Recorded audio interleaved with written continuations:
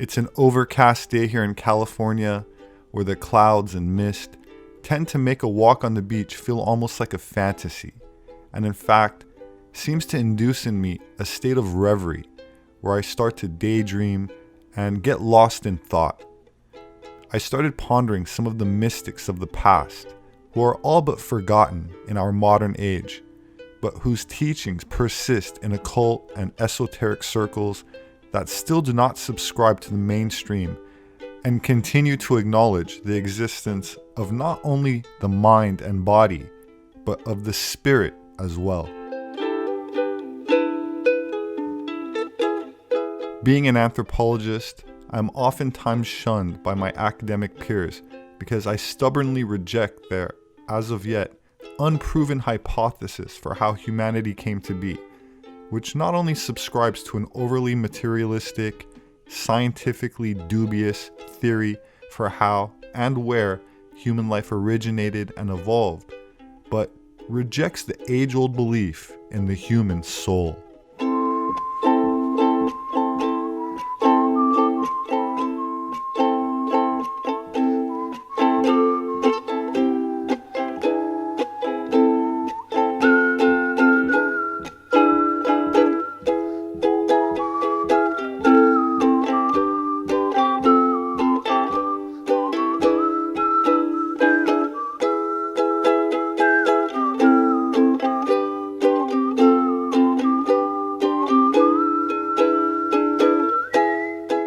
Of course, modern mainstream academia is anything but academic, consisting of a hollow shell of what it once was before the brain drain following World War II, where universities have been reduced to nothing more than corporate financed, politically motivated, Marxist indoctrination centers pushing a globalist agenda which seems less concerned with educating the populace and more concerned with socially engineering them. That said, I refuse to bend the knee and instead keep walking forward on the path that the truth takes me, rather than following a road put forth by those that restrict freedom of speech and therefore deny freedom of thought. While many people are indoctrinated into the belief that the good guys won World War II by defeating fascism, which may or may not be the case, the end result, in any event, has been nothing less than a totalitarian fascist society, which ironically seems to lack the slightest clue that it lives under a completely controlled media, a falsified interpretation of history, and a fictitious, manufactured reality that is promoted by celebrities, sellout politicians, movies, and the blatant propaganda that the mainstream media calls news.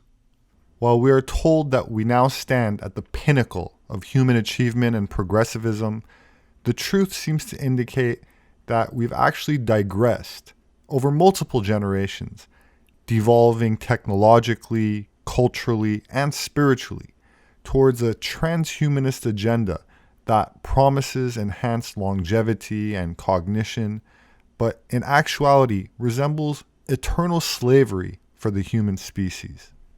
When I suggest that we have devolved since World War II, in a technological sense, this means that the dream of free energy was not only achieved through the work of American inventors such as Nikola Tesla, but also in the scientific leaps made by German scientists who had realized anti-gravitic flight, which is classified today because it is based on a mechanism which would be disruptive to the current energy sector that is based on fossil fuel. I think that the cultural degradation in society since World War II, or more accurately since World War I, speaks for itself.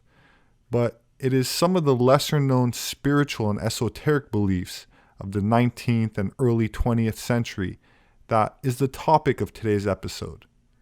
George Gurdjieff was a philosopher, mystic, spiritual teacher, and composer of Armenian and Greek descent, who was born in a part of the former Russian Empire that is now Armenia, and taught that most humans do not possess a unified consciousness and thus live their lives in a state of hypnotic, waking sleep.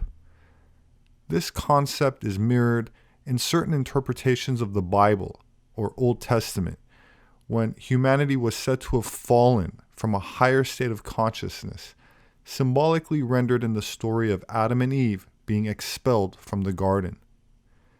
Gurdjieff postulated that mankind could, however, achieve or regain its full potential, describing a method to do so, calling his discipline, quote, the system or the work, meaning to work on oneself.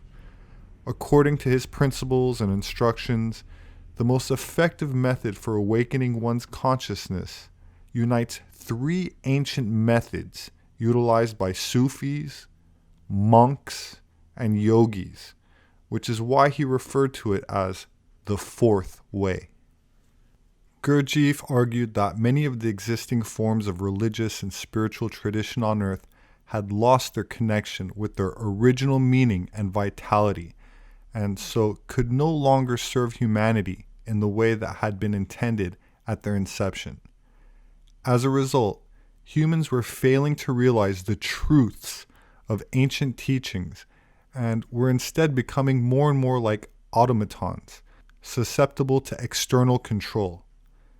At best, the various surviving sects and schools could provide only one-sided development. Instead of developing body, mind, or emotion separately, this method attempted to work on all three to promote comprehensive and balanced inner development. Semen retention and transmutation of sex energy was paramount to his higher level teachings, as it is to all schools of alchemy, secret societies, original Buddhist and Taoist philosophies, all Aryan and mystery school religions, including mystic Christianity, and the Sufi, monk, and yogi masters that comprise the three ancient paths Gurdjieff expanded on. He believed in harnessing one's life force to produce what he called a, quote, finer energy to nourish higher spiritual development. Gurdjieff was of the opinion that sexual energy in the modern Western world was misused in the pursuit of personal pleasure and gratification. He claimed that, in general, the only two proper ways of expending sexual energy were through a conventional sex life or through spiritual transmutation. When his students inquired about the value of celibacy in the process of spiritual transformation to create a, quote, astral body, the alchemical transmutation of coarse matter into fine matter, Gurdjieff gave a very nuanced and informed answer. Quote, sexual abstinence is necessary for transmutation only in certain cases, that is, for certain types of people. For others, it is not at all necessary. And with yet others, it comes by itself when transmutation begins. I will explain this more clearly. For certain types, a long and complete sexual abstinence is necessary for transmutation to begin. This means, in other words, that without a long and complete sexual abstinence, transmutation will not begin. But once it has begun, abstinence is no longer necessary. In other cases, that is, with other types, transmutation can begin in a normal sexual life, and on the contrary can begin sooner and proceed better with a very great outward expenditure of sex energy. In the third case, the beginning of transmutation does not require abstinence, but, having begun, transmutation takes the whole of sexual energy and puts an end to normal sexual life, or the outward expenditure of sex energy. Gurdjieff was a vigorous, charismatic man with a robust sexual nature, described by biographer James Webb as a sensual man who enjoyed the pleasures of the bed as much as those of the table. Gurdjieff's sexual conduct shocked many people in the 1920s and 1930s, especially in conservative America. There were rumors that he had a highly varied sex life and was involved in unusual sexual activities. Some claimed he was a master of exotic tantric sexual practices learned in the East. He clearly possessed a sophisticated and nuanced understanding of the role of sexuality in the process of spiritual transformation, and enunciated a complex model of the transmutation of sexual energy to a higher developmental level. At times he was celibate, at other periods highly sexually charged. His sexual life was strange in its unpredictability. At certain times he led a strict, almost ascetic life, having no relation with women at all. At other times, his sex life seemed to go wild, and it must be said that his unbridled periods were more frequent than the ascetic. At times, he had sexual relationships not only with almost any woman who happened to come within the sphere of his influence, but also with his own pupils.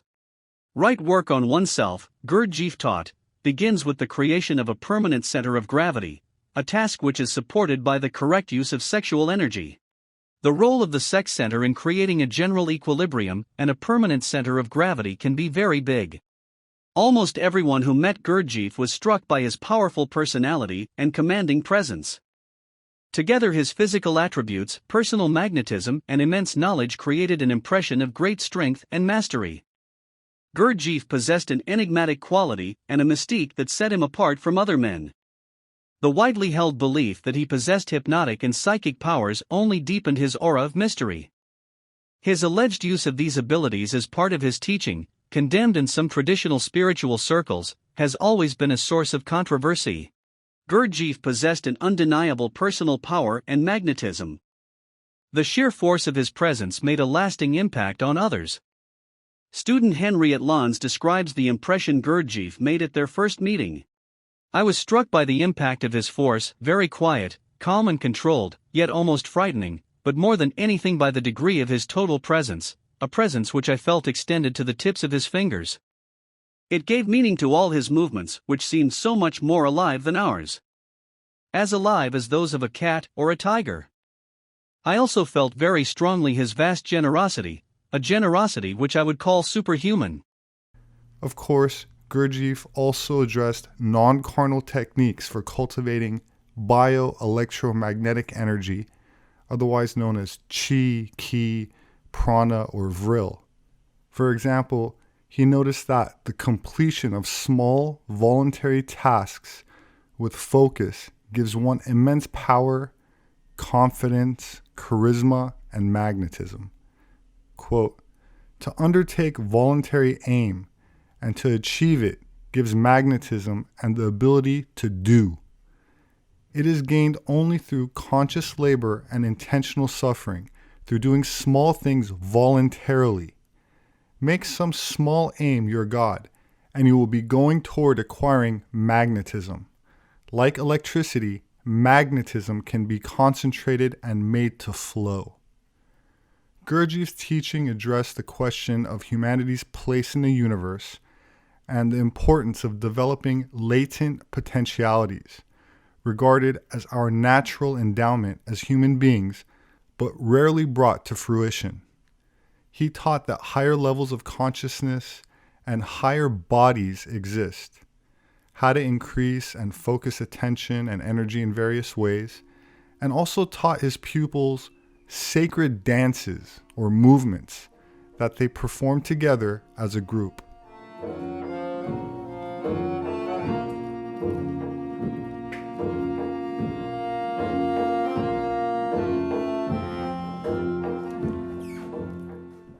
Part of the function of these various methods was to undermine and undo the ingrained habit patterns of the mind and bring about moments of insight.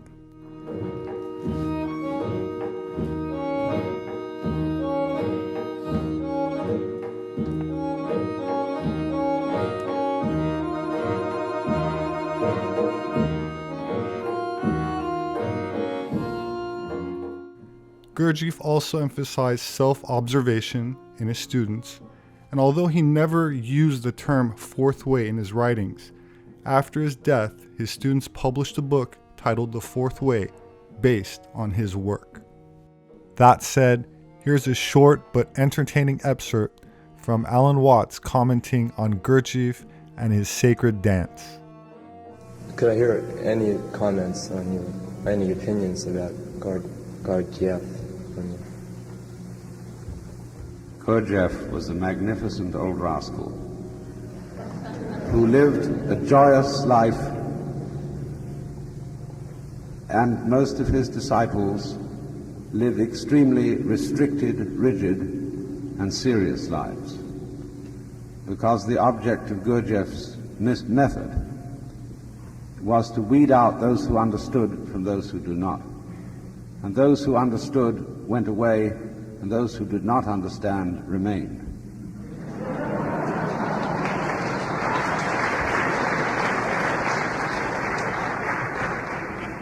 Gurdjieff laid a trap for people who think that the purpose of life is power. That is to say, to control everything. And he beguiled them with the idea that they were all asleep and not fully in control of their own processes and their own organisms. And he assigned them the impossible task of being the Lord God Jehovah, each for oneself. He set them to doing this with great rigor, and he added to this the discipline of dances, in which you could exercise every limb working on a different rhythm to give yourself the illusion of this sort of omnipotence. But if you persevered in these exercises hard enough, you would discover that they were all nonsense, at which point you would have attained Mr. Gurdjieff's stage of illumination. Thank you. I decided to stop by at my favorite Thai restaurant on the west side called Thai Dishes on Wilshire Boulevard in Santa Monica. I'm told that some of you have also come by on my recommendation and that you tried the potak seafood soup, which is always served hot and never disappoints.